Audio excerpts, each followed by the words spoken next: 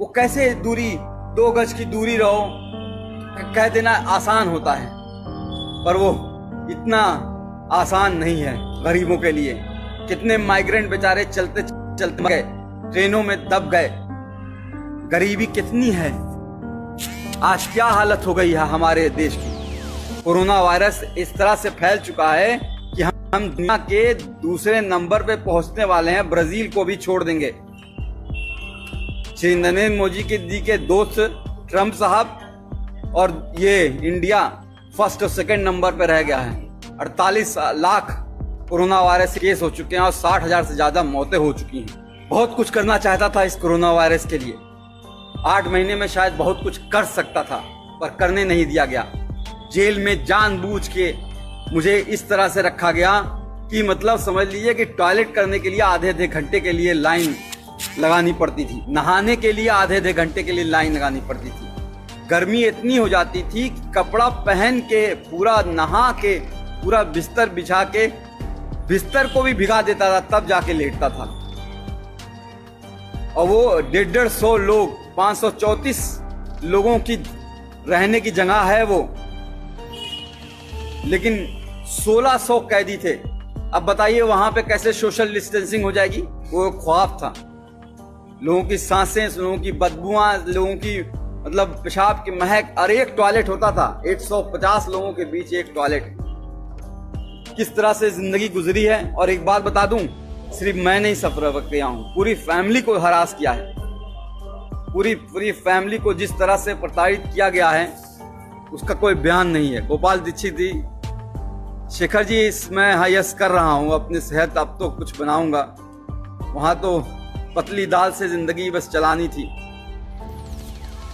तो मेरा बच्चा जो 11 महीने का था, जब चल नहीं पाता था तो उसे छोड़ गया था, आज चलता है, दौड़ता है, बोलता है। पिछली बार भी जब बीआरडी में 70 बच्चे मरे थे और उस वक्त भी बिना बात के झूठ केस में फंसा के जेल भेज दिया गया। और जब 9 महीने बाद हाई कोर्ट ने कहा कि अरे डॉक्टर कफील की कोई गलती नहीं थी, इंक्वायरी रिपोर्ट में आ गया अरे डॉक्टर कफील की कोई गलती नहीं थी, तो भी जब बाहर आया तो मैंने अपनी बच्ची को चलते हुए देखा। उस वक्त भी अपनी बच्ची जब वो को छोड़ के गया था तब भी वो 11 महीने की थी, चल नहीं पा रही थी और बड़ी हो गई थी। आज मेरे दोनों ही बच्चे, मैं खुद अपना बाप होके, मैंने दोनों बच्चे, मुझे बाप पापा का मतलब नहीं समझते हैं, अब्बूजान का मतलब नहीं समझ पाते हैं, पिताजी का मतलब नहीं समझ पाते हैं। ये दर्द है। मेरी माँ 65 साल की बूढ़ी होके हाई कोर्ट और सुप्रीम कोर्ट के चक्कर लगाती रही, तब जाके ये जीत हुई है। और जुडिशरी ने इतना अच्छा ऑर्डर किया है। एक बात और करा दूं, एसटीएफ का शुक्रगुजार हूं कि उन्होंने मुंबई से मथुरा लाते वक्त मेरा इनकाउंटर नहीं कर दिया विकास दुबे की तरह, वरना तो शायद वो मुझे मार ही देते। लोगों की आवाज को दबाना ही इनका काम है। इतना अच्छा ऑर्डर दिया 15 दिन के अंदर ही, जिसमें साफ साफ लिखा है कि एमबीबीएस करने के बाद 2016 में मैंने ज्वाइन किया था, 2017 में घटना हुई थी।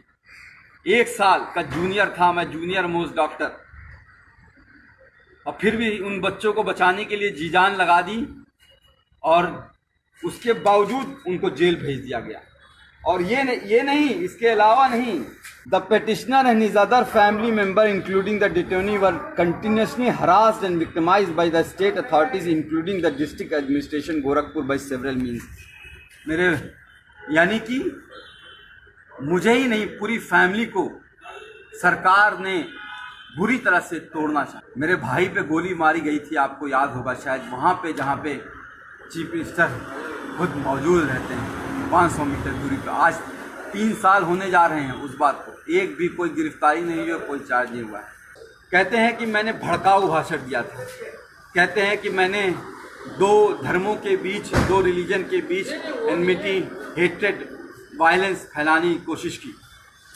पूरी स्पीच लिखी है उन्होंने, पूरी speech the version of the speech, पूरी स्पीच लिखी है, एक एक लाइन लिखी है कि जो मैंने बोला है।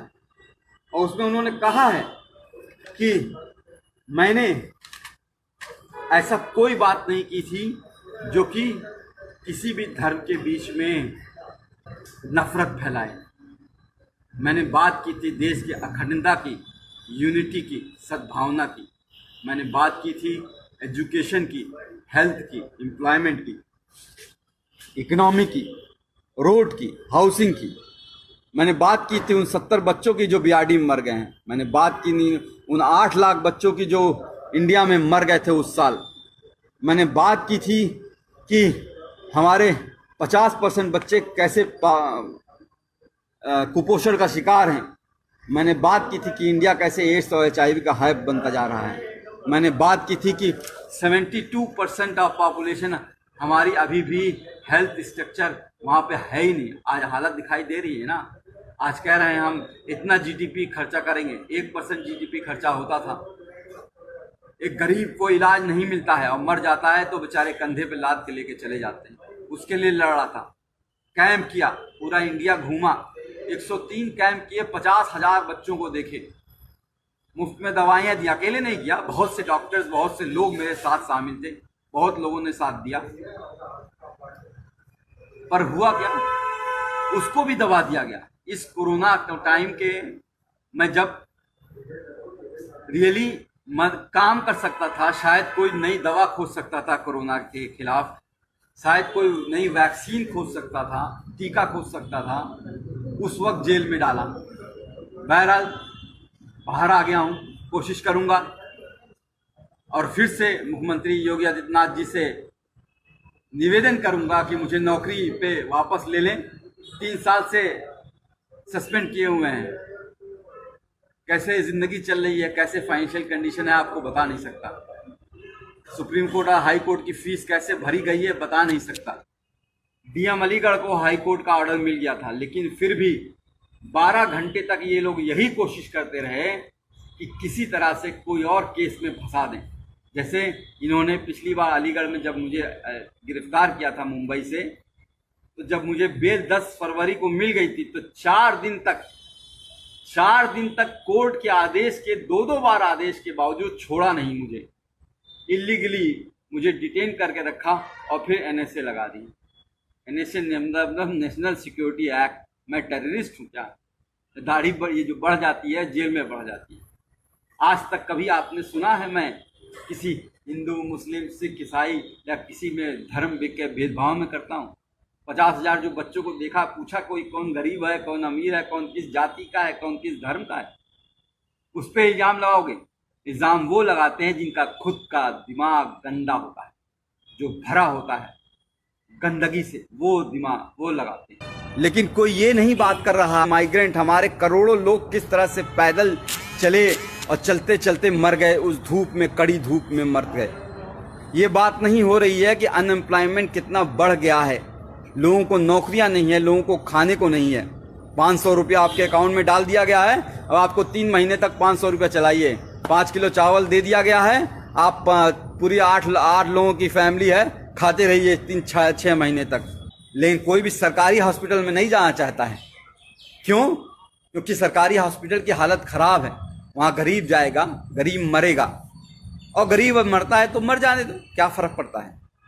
तो जो लोग ये सोचते हैं कि बार बार जेल में डाल के, मार के, पीट के, तोड़ के, यहाँ मारो, यहाँ मारो, यहाँ मारो, उल्टा पलटा रात को डंडे से मारो, गान लाल कर दो एकदम पूरी तरह से, पैर पे मारो, करते रहो ये एकदम तोड़ दो इसको, तो वो शायद नहीं जानते हैं कि एक बात सिखाई गई थी कि डरना नहीं है। I won't bend, I won't bend, मैं झुकूंगा नहीं।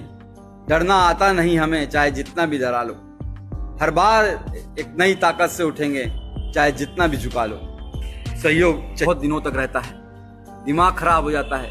इन 8 महीनों में देखिए किस तरह से झुर्रियाँ आ गई हैं, किस तरह से काले पड़ गया हूँ, किस तरह से जो है 10 साल बूढ़ा कर दिया है। हमें अपने कॉन्स्टिट्यूशन में, बाबा साहब अम्बेडकर के कॉन्स्टिट्यूशन में बिलीव करना है, और उसी की वजह से मैं बाहर आया हूँ।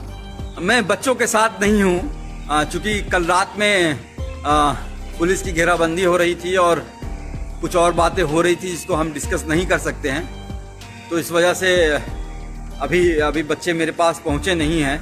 मैं अभी अपने बच्चों को देख नहीं पाया हूँ, आंखें तरस रही हैं।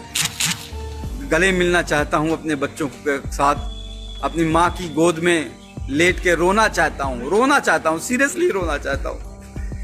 तब जिस तरह से जिंदगी कर दी है, अपने ही बच्चों को से दूर कर दिया है, एक बार उनसे मिलना चाहता हूँ। एक बार माँ की गोद में लेट के सोना चाहता हूँ, सुकून की नींद सोना चाहता हूँ। यार पता है जेल में क्या होता था, हर 2 घंटे पे पहरा लगता था। हाँ साहब, भी 146 कैदी नमहबंदी सकुशल हैं। 6 बजे सुबह 5 बजे सुबह लाइन लगाओ, परेड लगाओ। 8 महीने तो मैंने अभी 4 पन्ने के लेटर में शायद लिखी है आप लोग को, शायद तो उनका तो है ही योगदान, भाई बहनों का तो योगदान है ही, आप सबका ही बहुत बहुत योगदान है। आप सबके बिना शायद, जो ट्विटर में मैंने सुना 12 लाख लोग एक बात में हो गए हैं। ट्विटर अकाउंट मेरा बैन किया हुआ है, डॉक्टर DRKFEEL खान करके है, उसको बैन किया हुआ। उसके लिए आवाज़ आपको उठानी पड़ेगी। ट्विटर अकाउंट क्यों बैन किया है, ऐसा क्या कर दिया था? अब तो हाई कोर्ट का ऑर्डर आ गया जिसमें बार साफ साफ कहा गया है कि जी सन्नी प्रजाति कि ये इलीगल था।